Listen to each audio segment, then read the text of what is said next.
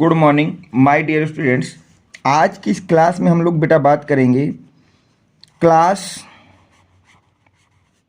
12th English की बात करेंगे बेटा। और इस इंग्लिश के वीडियो में मैं आपको आज बिल्कुल आपके 25 नंबर बिल्कुल फिक्स कर दूंगा कि किस तरह से आप अपनी तैयारी करें ताकि आपके 25 नंबर, क्योंकि आपको पता है इंग्लिश का जो पेपर होगा बेटा वो 4 सेक्शन में डिवाइड होता है। ए में, बी में, सी में और डी में 4 सेक्शन में डिवाइड होकर आपके पेपर आएगा। Section A, section B, section C और सेक्शन डी। तो आज इस वीडियो में मैं आपसे बात करूंगा बेटा सेक्शन सी की। किसकी बात करेंगे बेटा? सेक्शन सी में। सबको पता है सेक्शन सी में आपसे पूछी जाती है बेटा ग्रामर। क्या पूछा जाता है बेटा? Grammar and translation. And translation ये चीज़ हमसे सेक्शन सी में पूछता है। और अगर हम इसके वेटेज की बात करें बेटा तो वहाँ पे आपका 20 मार्क्स की ग्रामर पूछी जाती है बेटा और 5 मार्क्स का आपका ट्रांसलेशन पूछा जाता है। तो आज इस वीडियो में हम लोग बेटा 20 मार्क्स की ग्रामर को देखेंगे कि आपसे कौन कौन से क्वेश्चन पूछे जाएंगे और उनके आंसर आपको किस तरह से करना है। अगर मैं आपसे ग्रामर में बात करूँ तो आज की इस वीडियो में जो आपको मैं बेटा पढ़ाऊंगा, सबसे पहले मैं आपको डायरेक्ट इनडायरेक्ट के विषय में बताऊंगा कि कौन कौन से डायरेक्ट इनडायरेक्ट आपको करने हैं ताकि आपके यहाँ से 2 नंबर बिल्कुल फिक्स हो जाए। डायरेक्ट एंड इनडायरेक्ट के विषय में बात करेंगे। इसके बाद आपसे मैं सिंथेसिस पढ़ाऊंगा कि सिंथेसिस क्या है, इसका मतलब क्या होता है और किस तरह से सिंथेसिस के सवालों को आपको वहाँ सॉल्व करना है। इसके बाद आपको मैं ट्रांसफॉर्मेशन सिखाऊंगा। क्या सिखाऊंगा बेटा? ट्रांसफॉर्मेशन को सिखाऊंगा। इसके बाद आपको मैं सिखाऊंगा सिंटैक्स को। सिंटैक्स क्या होता है। इसके बाद आपको सिनोनिम्स को पढ़ाऊंगा मैं बेटा। और इसके बाद आपको मैं पढ़ाऊंगा एंटोमेंस को।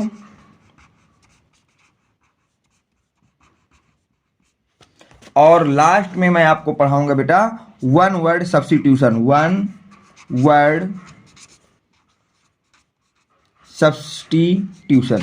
ये 7 पॉइंट आज हम लोग इस वीडियो में बात करेंगे। इन 7 पॉइंटों को आप अगर अच्छी तरह से सीख लेते हैं बेटा तो आप ये मान लीजिए कि आपकी जो ग्रामर के 20 नंबर है वो बिल्कुल फिक्स हो जाएंगे। हम एक एक के विषय में बात करेंगे और सही तरीके से मैं आपको बताऊंगा किस तरह से आपको कौन सा क्वेश्चन को डील आउट करना है। तो इन 7 पॉइंटों पे आपका फोकस होना चाहिए कि आपको ग्रामर के पोर्शन में अगर अपना हाईएस्ट स्कोर डालना है तो बेटा तो आपको डायरेक्ट इनडायरेक्ट आना चाहिए, सिंथेसिस आना चाहिए, ट्रांसफॉर्मेशन आना चाहिए, सिंटैक्स आना चाहिए, सिनोनिम्स आना चाहिए, एंटोमेंस आना चाहिए और वन वर्ड सब्स्टिट्यूशन आना चाहिए। इतनी चीज़ें आपको अच्छी तरह से पता होनी चाहिए। तो हम लोग एक एक चीज़ की बात करते हैं। सबसे पहले बात करेंगे बेटा हम लोग डायरेक्ट एंड इनडायरेक्ट की। किसकी बात करेंगे बेटा? डायरेक्ट एंड इनडायरेक्ट की। क्या होता है देखिए, डायरेक्ट इनडायरेक्ट में जैसे इस तरह से आपका एक क्वेश्चन दिया जाएगा, डायरेक्ट एंड इनडायरेक्ट नरेशन। अब एक सवाल दिया होगा बेटा, क्वेश्चन बोला जाएगा जो डायरेक्ट होगा, इसको इनडायरेक्ट में चेंज करना होगा। किस में चेंज करना होगा बेटा? इनडायरेक्ट में आपको चेंज करना होगा। तो देखिए आप कौन से रूल को अप्लाई करेंगे और किस तरह से सवालों को आप सॉल्व करेंगे या अप्रोच करेंगे, ये सब चीज़ें मैं आपको इस वीडियो में बताने जा रहा हूँ। क्योंकि 2 नंबर का आपका बिल्कुल फिक्स है कि यहाँ से आपका डायरेक्ट इनडायरेक्ट 2 नंबर का एवरी ईयर पूछा जाता है और इस साल भी आपसे पूछा जाएगा। तो देखिए सबसे पहले जो भी आपको सेंटेंस दिया जाए, जो भी क्या दिया जाए बेटा? सेंटेंस। अब ध्यान समझते चलना बेटा। उस सेंटेंस में सबसे पहले आपको देखना है कि वो सेंटेंस है कैसा। सबसे पहले आपको देखना है कि सेंटेंस जो दिया गया है डायरेक्ट इनडायरेक्ट के लिए वो सेंटेंस हमारा कैसा है। सेंटेंस कैसा है, पहला सवाल आपके दिमाग में आना चाहिए। किसी भी डायरेक्ट इनडायरेक्ट को देख करके आपको सबसे पहले जो सोचना है कि आपका सेंटेंस कैसा है। तो देखिए जब हम लोग सेंटेंस को पढ़ेंगे और कौन सा सेंटेंस बेटा? जो रिपोर्टिंग स्पीच दी गई है उस वाले सेंटेंस को आपको देखना है कि जो आपको क्या दी गई बेटा? रिपोर्टिंग स्पीच दी गई है, आपको उसको देखना है कि वो कैसा सेंटेंस है। रिपोर्टिंग स्पीच का सेंटेंस हमारा कैसा है। तो जब आप इसको पढ़ेंगे, हिज मदर सेड, उसकी माताजी ने कहा, the sun is very hot, कि जो सूर्य होता है वो बहुत गर्म होता है। इसका मतलब क्या हुआ कि उसकी माताजी ने कहा कि जो सन होता है, सूरज, वो बहुत ज़्यादा गर्म होता है। तो जब आपने पढ़ा the sun is very hot, इसका मतलब ये हमारा असर्टिव सेंटेंस है बेटा। कौन सा सेंटेंस है बेटा? असर्टिव सेंटेंस है। तो हमारा सबसे पहले फोकस डायरेक्ट इनडायरेक्ट को करते समय होगा कि जो रिपोर्टिंग स्पीच दी गई है वो कैसा सेंटेंस है। तो ये आपका कैसा सेंटेंस है, असर्टेटिव सेंटेंस है आपका। पहली चीज हमको ये जवाब मिल गया कि हमारा कौन सा सेंटेंस है बेटा, असर्टेटिव सेंटेंस है। अब हमको देखिए कुछ रूल होने चाहिए बेटा, हमारे पास क्या होना चाहिए बेटा, रूल। पहले तो सेंटेंस को देखना है कि कैसा सेंटेंस है, तो असर्टेटिव। और इसकी अगर हम बात करें बेटा तो ये एक हिस्टोरिकल ट्रूथ है कि जो आपका सूरज होता है वो गर्म होता है, तो ये एक कैसा ट्रूथ है बेटा, हिस्टोरिकल ट्रूथ है। तो हमको ये भी यहाँ पे ध्यान देना होगा कि ये जो आपको सेंटेंस दिया गया है कैसा ट्रूथ है, हिस्टोरिकल ट्रूथ है। यहां तक हो गया। अब देखिए आपका एक रूल कहता है कि जब भी आप डायरेक्ट सेंटेंस को इनडायरेक्ट में बदलेंगे, तो अगर सेंटेंस में इज, एम या आर इनका यूज हुआ हो रिपोर्टिंग स्पीच के सेंटेंस में, तो आप इसको कन्वर्ट कर देंगे वाज में। इसको किस में कन्वर्ट कर देना है बेटा, वाज में। अगर रिपोर्टिंग स्पीच आपका दिया गया है जो असर्टिव सेंटेंस है और उसमें इज, एम, आर का प्रयोग हो, तो उसको हमेशा वाज में कन्वर्ट कर देना है। बट यदि कोई हिस्टोरिकल सेंटेंस ट्रूथ वहां पे दिया हो, क्या दिया हो बेटा, हिस्टोरिकल ट्रूथ दिया हो, तो इसमें किसी भी तरह का आप चेंजमेंट नहीं करेंगे। इसमें आप किसी भी तरह का चेंजमेंट नहीं करेंगे। तो देखिए आप कैसे लिखेंगे, हिज को हिज ही रहने देंगे हम। जो भी इसका इनडायरेक्ट बनाएंगे तो क्या बनेगा, ध्यान समझिए, पूरी बातें हो गई। अब हम चलते हैं अपने सेंटेंस में। तो हिज का बेटा क्या रहेगा, हिज ही रहेगा। मदर आपकी मदर ही रहेगी, मदर सैड। यहां तक आपको कोई डाउट नहीं होना चाहिए बेटा। अब देखिए यहां पे जब हम लोग इसको इन्वर्टेड कामों को हटाएंगे तो यहाँ पे डेट लग जाएगा बेटा, क्या लग जाएगा, डेट। ये हमारा डेट लग गया। अब हमारा डेट के बाद बेटा द सन है, तो द सन को लिख दीजिए द सन। अभी बताया ना कि अगर आपका कोई यूनिवर्सल ट्रूथ लिखा हो तो उसमें कोई चेंज नहीं करना, उसको उसी तरह से आपको लिख देना है, is very hot, is very hot. ये आपका पूरा सेंटेंस हो गया। अगर आप इसको इस तरह से बनाएंगे तो आपको यहाँ से 2 नंबर पूरे कंफर्म होकर के मिलेंगे। तो हिज मदर सैड, तो ये हो गया हिज मदर सैड। केवल यहाँ पे हमने इन्वर्टेड कॉमा को हटा करके वहाँ पे डैट का प्रयोग कर दिया और सेम का सेम लिख दिया है। चलते हैं सेकंड क्वेश्चन को पढ़ते हैं बेटा। सेकंड क्या है, he said to Sita do you play hockey. उसने सीता से कहा क्या तुम हॉकी खेलती हो।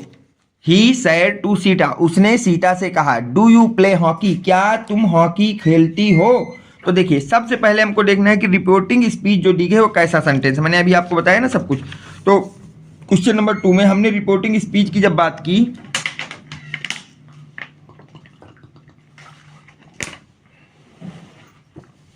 तो हमको पता चल गया बेटा कि जो रिपोर्टिंग स्पीच है वो हमारा इंट्रोगेटिव सेंटेंस है। वो कैसा सेंटेंस है बेटा, इंट्रोगेटिव सेंटेंस है, इंट्रोगेटिव सेंटेंस है। इंट्रोगेटिव सेंटेंस है, ये कैसे पता चला बेटा, तो हम लोग जब भी किसी सेंटेंस का जो स्टार्टिंग है वो अगर किसी हेल्पिंग वर्ब से हो रही है तो 100% वो आपका इंट्रोगेटिव सेंटेंस है। तो डू जो होती है एक हेल्पिंग वर्ब होती है, इसका मतलब ये इंट्रोगेटिव सेंटेंस है। यहां तक हो गया बेटा। अब देखिए बात करते हैं कि ये सेंटेंस कैसा है, इंट्रोगेटिव। और कौन सा है, ये डू लगा है। डू मतलब हो गया ये प्रेजेंट इंडेफिनिट टेंस है। ये कैसा टेंस दिया गया है बेटा, इंट्रोगेटिव सेंटेंस है। और किसका है, प्रेजेंट इंडेफिनिट का है। किसका है बेटा, प्रेजेंट इंडेफिनिट का है, प्रेजेंट इंडेफिनिट सेंटेंस है। तो जब भी आप डायरेक्ट को इनडायरेक्ट नरेशन में बदलेंगे, डायरेक्ट नरेशन को किस में बदलेंगे बेटा, इनडायरेक्ट नरेशन में, इन डायरेक्ट नरेशन में। तो याद रखना परफेक्ट प्रेजेंट इंडेफिनिट को हम लोग हमेशा बदल देते हैं पास्ट इंडेफिनिट में। प्रेजेंट इंडेफिनिट को किस में बदल देंगे बेटा, हम लोग पास्ट इंडेफिनिट में बदले जाएगा। इस बात को याद रखिए। आपको अगर रूल नहीं पता है तो रूल लिखते जाइए, मैं इसीलिए एक एक सेंटेंस में आपको रूल भी बताता चल रहा हूँ। तो हमारा पहला बात हो गई कि सेंटेंस जो दिया है वो इंट्रोगेटिव दिया है। और कौन सा इंट्रोगेटिव सेंटेंस है, तो प्रेजेंट इंडेफिनिट है। जब भी आपका डायरेक्ट वाला रिपोर्टिंग स्पीच प्रेजेंट इंडेफिनिट में हो तो उसका जो इनडायरेक्ट नरेशन बनेगा वो बनेगा पास्ट इंडेफिनिट में। किस में बनेगा बेटा, पास्ट इंडेफिनिट में बनेगा। यहां तक आपको कोई दिक्कत मेरे हिसाब से नहीं होनी चाहिए। अब हम चलते हैं आगे, इस क्वेश्चन को देखिए। इंट्रोगेटिव सेंटेंस अगर कभी भी आपकी रिपोर्टिंग स्पीच में, किसमें बेटा, रिपोर्टिंग स्पीच में कोई इंट्रोगेटिव सेंटेंस हो, क्या हो बेटा, इंट्रोगेटिव सेंटेंस हो, इंट्रोगेटिव सेंटेंस हो, तो उसमें हम लोग डेट का प्रयोग नहीं करते हैं। किसका प्रयोग नहीं करते बेटा? डेट का प्रयोग नहीं करते हैं। अगर आपका कोई भी रिपोर्टिंग स्पीच का जो सेंटेंस है वो इंट्रोगेटिव, तो वहाँ डेट का प्रयोग नहीं करेंगे, उसकी जगह आप लोग इफ का प्रयोग करेंगे। इफ या फिर आप लोग वहाँ पे वेदर का भी प्रयोग कर सकते हैं। इन दो वर्डों का आप वहाँ पे प्रयोग करेंगे। इस बात को भी याद रखना कि अगर कोई हमारा रिपोर्टिंग स्पीच इंट्रोगेटिव सेंटेंस में है तो जब हम उसके इन्वर्टेड कामा को हटाएंगे तो वहाँ पे डेट का प्रयोग ना हो करके या तो इफ का प्रयोग होगा या तो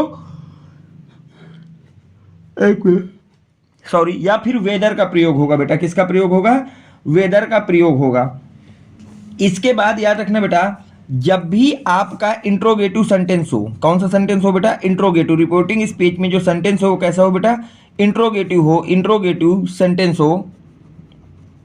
तो याद रखना बेटा, जहां पे आपका सेड टू लिखा हो, जहां पे क्या लिखा हो बेटा? सेड टू, वहां पे आपको डेट लिख देना है, वहां पे आस्क्ड लिख देना है। वहां पे क्या लिख देना है बेटा? आस्क्ड का प्रयोग कर देना है। वहां पे आपको किसका प्रयोग कर देना है बेटा? आस्क्ड का प्रयोग कर देना है। तो अब हम चलते हैं अपने सेंटेंस में। देखिए, ही सी सैड टू, तो सबसे पहले सी तो सी ही रहेगा।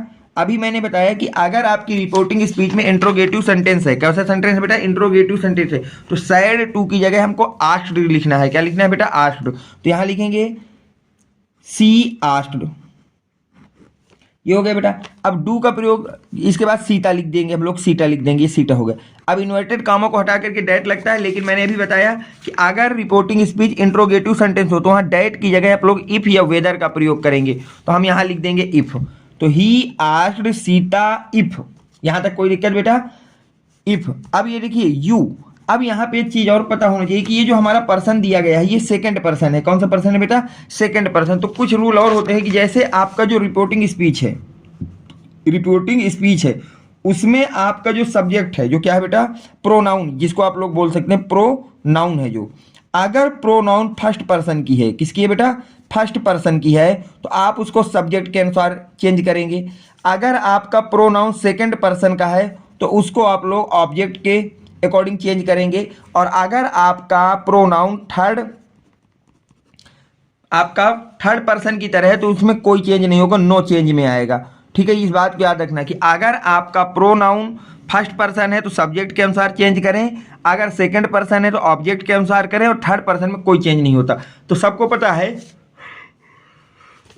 सॉरी, यू जो होता है वो सेकंड पर्सन होता है, जो किसके अकॉर्डिंग चेंज होगा बेटा? सब्जेक्ट के अनुसार। तो सब्जेक्ट क्या है यहाँ पे? सीता। सब्जेक्ट क्या है बेटा? सीता। तो अगर आपकी सीता सब्जेक्ट है और सीता सब्जेक्ट है और वो फीमेल है तो फीमेल के लिए हम क्या यूज करेंगे? सी यूज करेंगे। क्या यूज करेंगे बेटा? सी।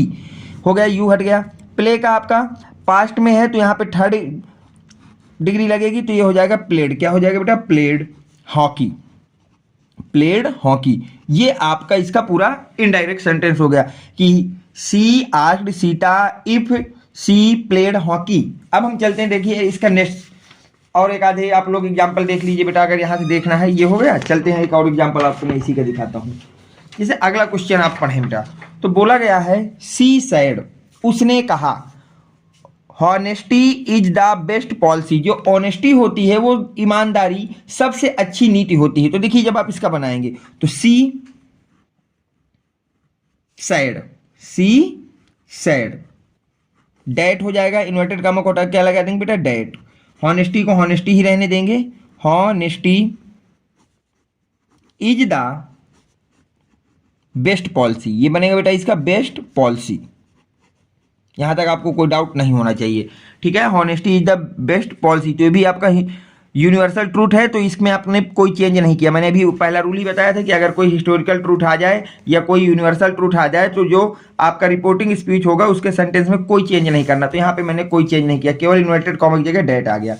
अगला बोला गया है बेटा, ही सेड, उसने कहा, let us wait for the result, चलो चलें रिजल्ट का इंतजार करें। लेटस मतलब होता है चलो चलें, वेट फॉर मतलब इंतजार करें, द रिजल्ट, किसका बेटा? रिजल्ट का हम लोग इंतजार करें। तो अब हम सबसे पहले देखिए रिपोर्टिंग स्पीच का सेंटेंस कैसा है। तो ये आपका इंफर्टेटिव सेंटेंस है। तो देखिए आप इस सेंटेंस को जब आप करेंगे तो किस तरह से आप इसको चेंज करेंगे। याद रखना बेटा, इंपरेटिव सेंटेंस में क्या होता है? डेट का प्रयोग नहीं करते हैं, और अगर सेंटेंस लेटेस्ट से स्टार्ट हो रहा हो तो डेट डे शुड का प्रयोग करेंगे आप लोग। याद रखना सबसे पहले दो चीजें कि इंपरेटिव सेंटेंस में इम्परेटिव सेंटेंस में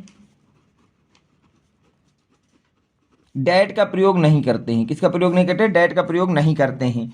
बट यदि आपका रिपोर्टिंग स्पीच लेटेस्ट से स्टार्ट हो रहा हो, किससे स्टार्ट हो रहा हो बेटा? लेटेस्ट से।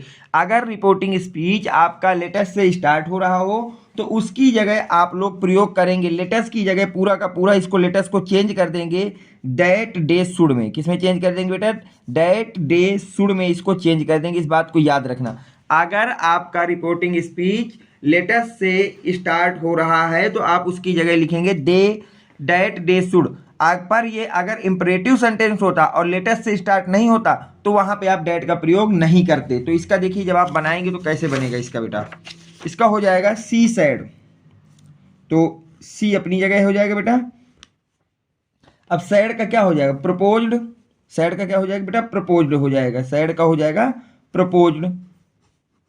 ये हो गया। अब आगे मैंने बताया लेटेस्ट की जगह लिखना है डैट डे शुड। क्या लिखना है बेटा? That they should. That they should. तो इसकी जगह हमने लिख दिया डैट दे शुड लिख दिया। अब वेट का वेट ही रहेगा, वेट फॉर द रिजल्ट। तो ये आपका चेंजमेंट हो गया। तो रूल आपको याद होने चाहिए। अगर रूल आपको नहीं पता तो मैं आपको सेंटेंस बाय सेंटेंस रूल बताता जा रहा हूं, आप उनको नोट करते जाएं तो धीरे धीरे आपकी पूरी नोट्स तैयार हो जाएगी रूल्स की। अब देखिए ये तो हो गया फर्स्ट क्वेश्चन कि हमारा जो पूछा जाएगा वहां डायरेक्ट इनडायरेक्ट पूछा जाएगा और उसको हम लोग किस तरह से वहां सॉल्व करेंगे इसकी बात हम लोगों ने कर ली कि डायरेक्ट इनडायरेक्ट के अगर सवाल आते हैं तो आप वहां किस तरह से इन सवालों को सॉल्व करेंगे।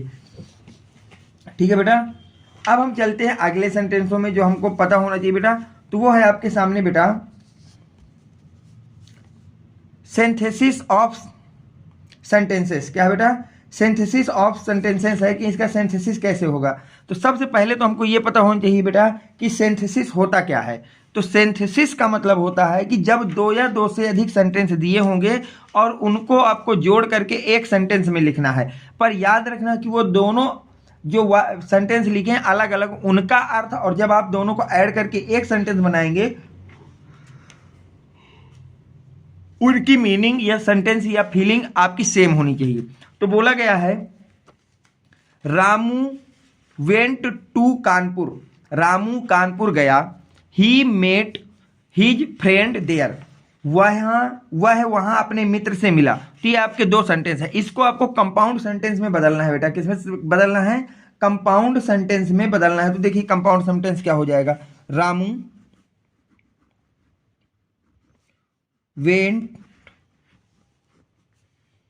टू कानपुर। अब देखिए बेटा यहां पे ही का जो प्रयोग है और रामू के लिए हुआ है तो हम ही की जगह लिख देंगे बेटा and met his friend there. ठीक है। तो ये आपका वन सेंटेंस में चेंज हो गया। जैसे अगले क्वेश्चन की हम लोग बात करते हैं बेटा, तो अगला क्वेश्चन आपसे कह रहा है I leave an airy house it is double storeyed. तो बोला जा रहा है कि मैं जो है बेटा एक एरी हाउस में लिव रहता हूं, यानी कि मैं एक हवादार घर में रहता हूं। इट हिज डबल स्टोरेड, और वह घर दो मंजिला है। और यह कहता है बेटा दो मंजिला। अब इसको एक सेंटेंस में लिखना है लेकिन इसको कॉम्प्लेक्स में बनाना है। किसमें चेंज आउट करना है बेटा? कॉम्प्लेक्स में चेंज करना है। तो देखिए कॉम्प्लेक्स में कैसे चेंज करेंगे बेटा कि I live an airy house. ये तो हमारा फर्स्ट सेंटेंस हो गया। अब देखिए बेटा इट की जगह हम लोग विच का प्रयोग करेंगे। किसका प्रयोग करेंगे बेटा? इट की जगह हम लोग प्रयोग करेंगे कॉम्प्लेक्स के लिए विच का। तो यहां हो गया विच इज डबल स्टोर्ड। तो ये आपका सेंटेंस हो गया बेटा सिंथेसिस। तो सिंथेसिस में आपको टू या मोर देन टू सेंटेंसेस दिए जाएंगे और उनको कंबाइन करके वन सेंटेंस में चेंज आउट करना होगा। तो ये हो गया। अब हम चलते हैं अगले क्वेश्चन में बेटा, जो कि अभी इसके और एक आधे क्वेश्चन आप लोग देख लीजिए ताकि आपको यहाँ पे थोड़ा सा सही हो जाए और अच्छी तरह से आपकी पकड़ बन जाए बेटा। सिंथेसिस को और हम थोड़े बहुत क्वेश्चन देख लेते हैं सिंथेसिस में। अब बोला जा रहा है he is telling a lie it is clear.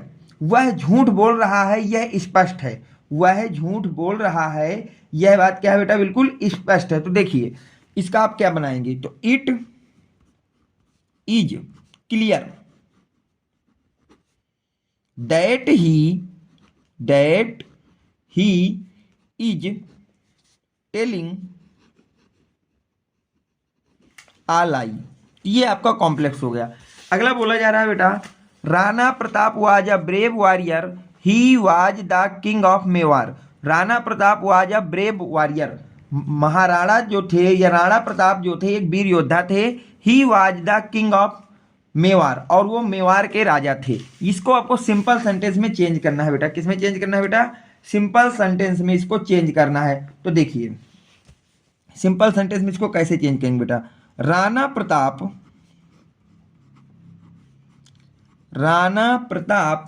The king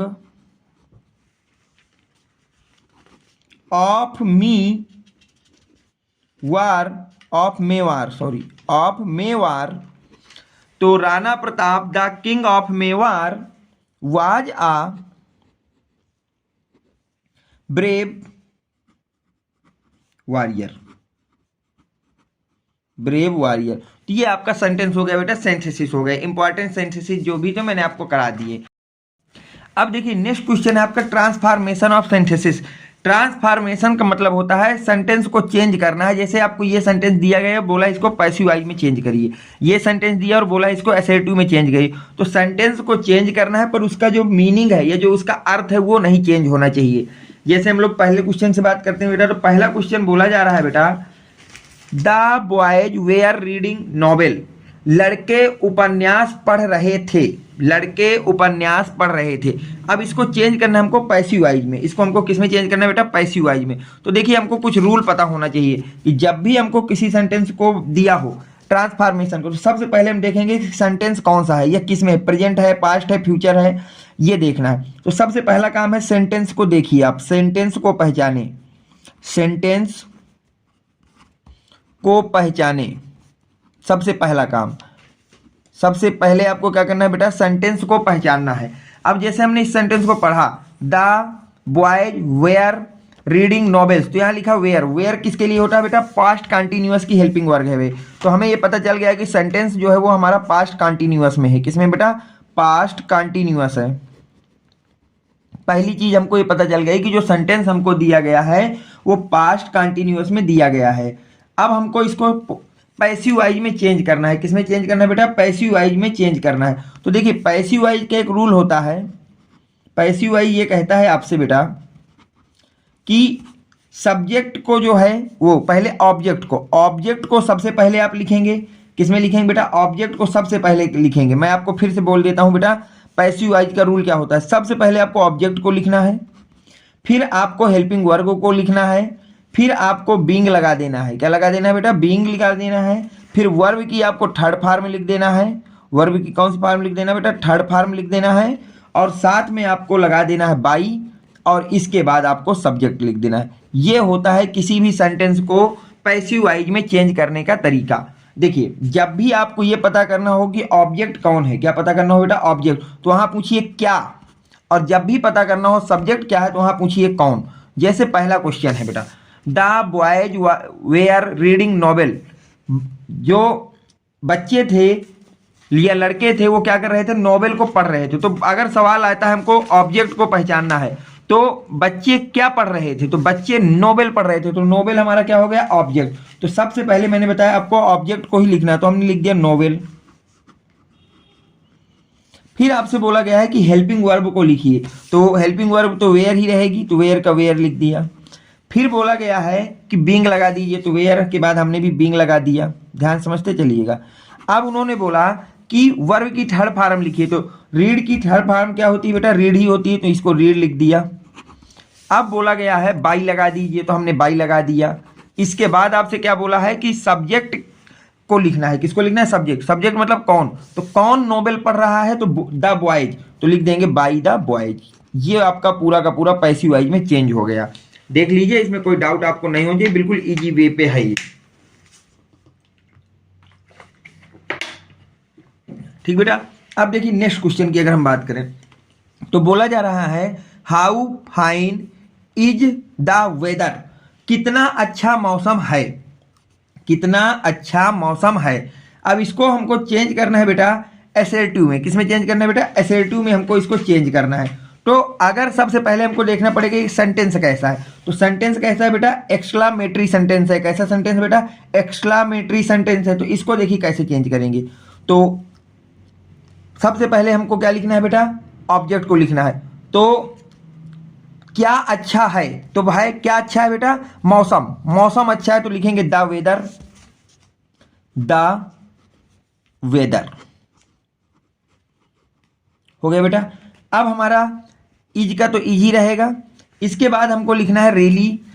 ठीक है, क्या लिखना है बेटा? रेली,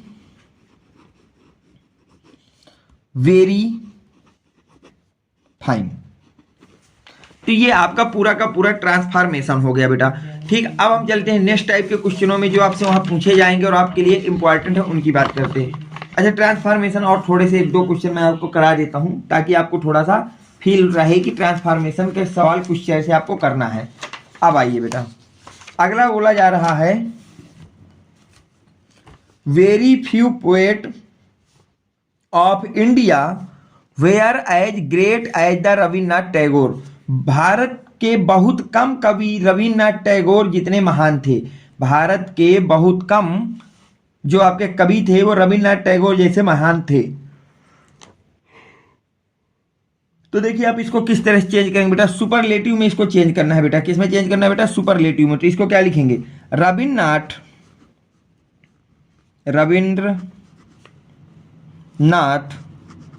Tagore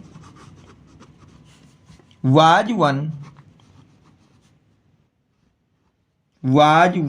of the greatest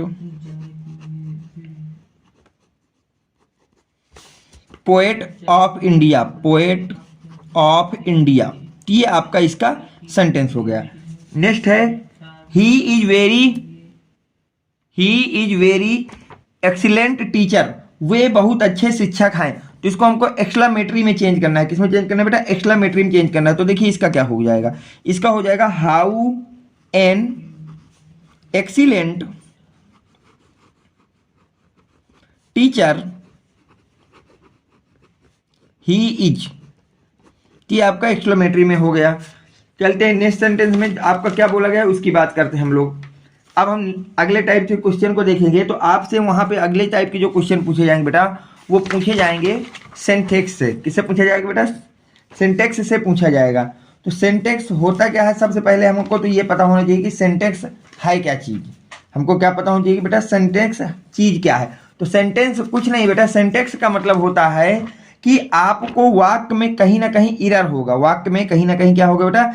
error होगा, उसको सही करके लिखना है। जैसे पहला क्वेश्चन को आप पढ़िए बेटा, आई लाइक वेजिटेबल।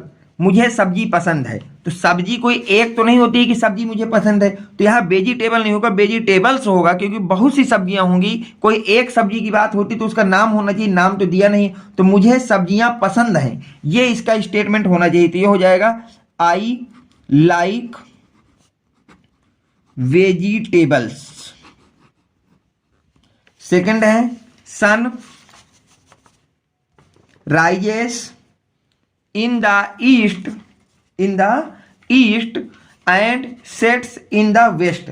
बोला गया है कि जो सूरज है बेटा वो आपका पूर्व से निकलता है और पश्चिम में छिपता है। और पश्चिम में क्या होता है बेटा? छिपता है। तो आपको एक रूल मैंने बताया था कि प्लैनेट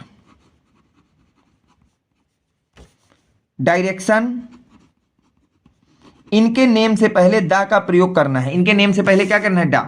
तो देखिए सन एक प्लेनेट है तो इसके पहले दा होना चाहिए, नहीं दिया है। ईस्ट क्या है? डायरेक्शन, इससे पहले आपका दा होना चाहिए, नहीं दिया है। वेस्ट क्या है? एक डायरेक्शन, इससे पहले दा होना चाहिए, नहीं दिया है। तो हम इसको सही करके लिखेंगे बेटा, the sun rises in the east and the sets and the sets in the west. तो याद रखना डायरेक्शन और प्लैनेट्स के नेम के पहले आपको दा का प्रयोग करना है। किसका प्रयोग करना है बेटा? दा का। अब हम चलते हैं नेक्स्ट क्वेश्चन में। हम लोग अगर बात करते हैं बेटा, ठीक है, तो अब देखिए सिंथेसिस की अगर और बात करना चाहते हैं तो देखिए अब हम लोग बात करेंगे ट्रांसफॉर्मेशन में ही कुछ और कर लेते हैं बेटा।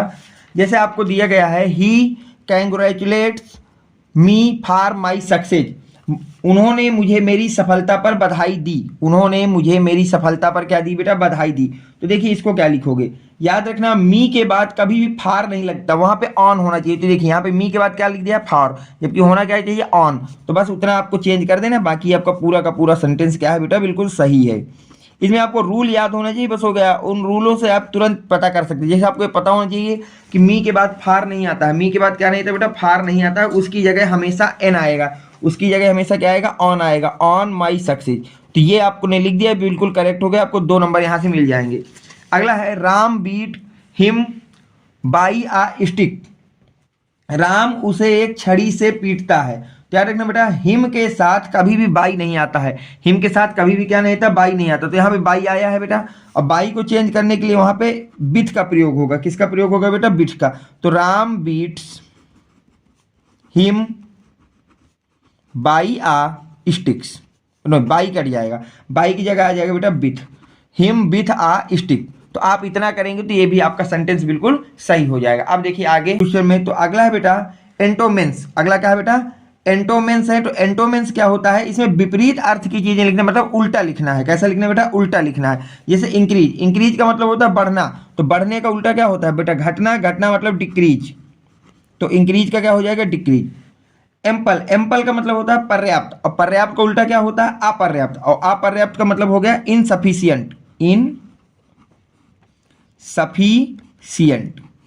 अब बोला गया है आपको बेटा डिस्ट्रेस, डिस्ट्रेस मतलब होता है तनाव, और तनाव का उल्टा क्या होता है? आराम। तो आराम को क्या बोलते हैं बेटा? कंफर्ट। आराम को आप लोग क्या बोलते हैं बेटा? कंफर्ट बोलते हैं। आराम को हम लोग बोलते हैं कंफर्ट। अगर हम लोग और थोड़ा सा सिंथेसिस की बात कर लें बेटा, तो जैसे आपके पास एक होता है बेटा एंशिएंट, एंशिएंट का मतलब होता है पुराना, और पुराने को उल्टा क्या हो जाएगा? मॉडर्न, मॉडर्न मतलब होता है आधुनिक या नया।